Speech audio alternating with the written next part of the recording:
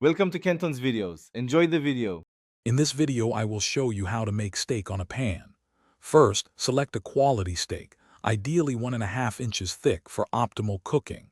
Before anything else, ensure your steak is completely dry by patting it thoroughly with paper towels. This crucial step helps achieve that perfect crust. Then, season all sides generously with coarse salt and freshly ground black pepper. Don't be shy with the seasoning. It builds flavor. Now let's get that incredible sear.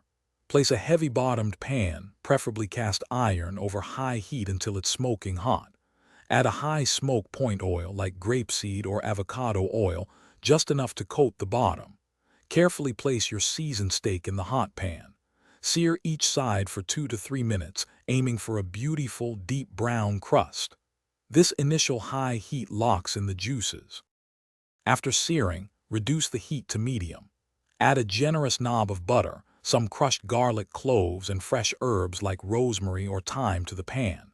Tilt the pan and continuously baste the steak with the melted butter mixture for 1 to 2 minutes. This infuses incredible flavor. Once cooked to your desired doneness, transfer the steak to a cutting board and let it rest for 5 to 10 minutes. This allows the juices to redistribute. To ensure perfect doneness, use a meat thermometer. For a medium rare steak, aim for an internal temperature of 130 degrees Fahrenheit.